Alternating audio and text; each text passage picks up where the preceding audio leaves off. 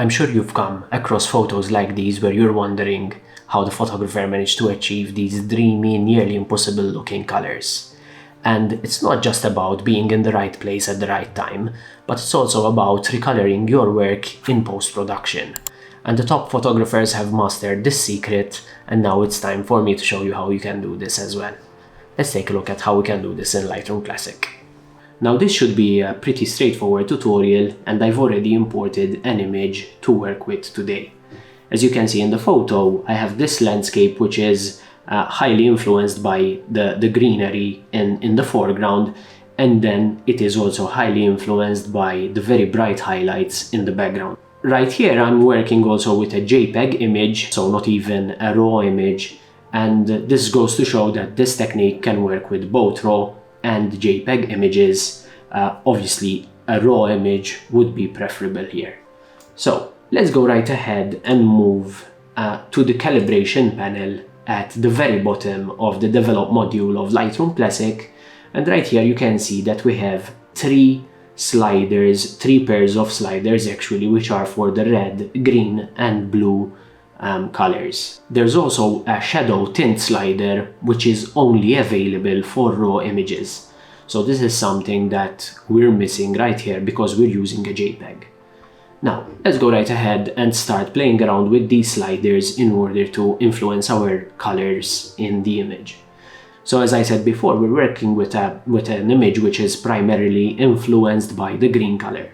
So obviously we're going to be changing the way our green colors look first. So what I'm going to do here is I'm going to push the green primary color all the way to the left to achieve a slightly yellowish hue. And if we move the slider of the blue primary color towards the left, we can see that our greens have become very muted greens, but really close to a yellow/orange looking color. Now obviously the red primary color can also affect the color that we're working with, and if we push our red hue towards the right, we can see that our colors shift more towards the orange. And now that we have different colors in our image, we can go ahead and edit our photo as we would with a normal photo. However, since we have changed the colors, we need to adjust the colors just slightly in order to achieve the proper colors. And to do this, we're going to go to the color mixer panel and use the point color tool, which is basically a pipette which lets you select which color you want to edit. And right here you just left click your mouse on the area which you would like to select the color from, and then you can use this panel to adjust your colors. The first thing I would like to do is to move my color towards the orange side a bit further, and I would like to increase the luminance of that color. We can also increase the saturation by a bit, and we can also recolor other parts of the image that have lost their color from our changes. So I'm adjusting a few colors right here in order to achieve the desired look. Now I'm going to start editing my photo as I would with any other photo. And the first thing I would like to do is select the sky because it's slightly overexposed. The mask will create a mask for the sky. And I'm going to reduce the highlights, increase the shadows to balance them out by a bit. And I'm going to also reduce the exposure just slightly. We can also play around with the curve of this image.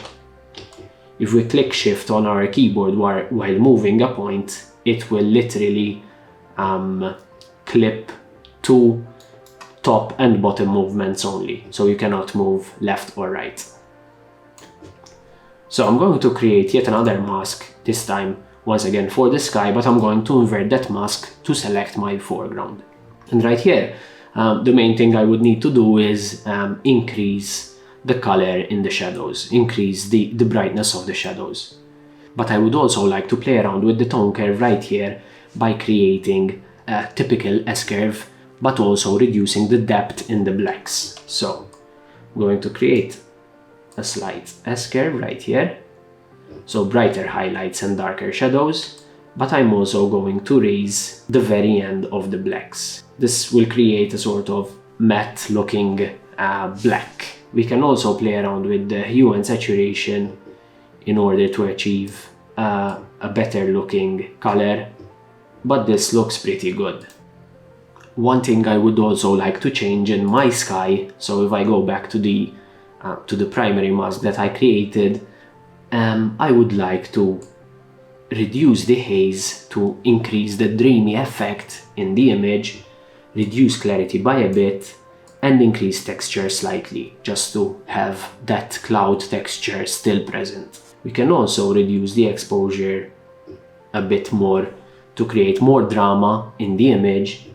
Now I can see that the saturation is a bit too high right here, so I'm going to reduce it slightly, and I'm going to move the hue slider slightly towards the orange in order to emphasize the color that I'm looking for.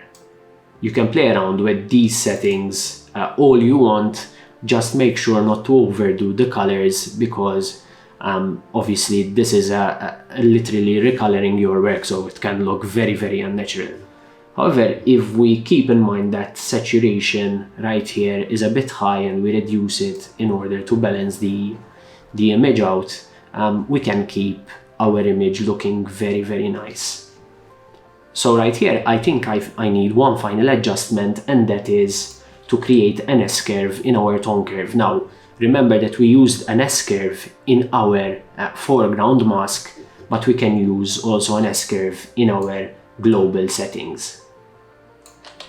And this, as you can see, creates, let's toggle the on and off, creates a bit more contrast between the bright parts of the image, like this part of the building, this part of the church right here, and the sky, and it's really not affecting the grass and the green trees.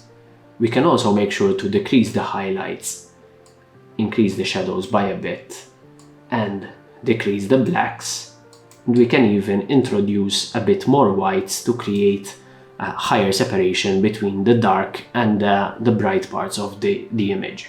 Let's compare the before and after of our image, and as you can see, we've gone from an image which was primarily influenced by green hues, and we've transformed it into this beautiful looking image which has been recolored completely, and you can see that the foreground complements the background colors really nicely. I hope you found this video interesting, and I hope you can apply this technique to your photos. As always, thank you for watching, and please make sure to like and subscribe.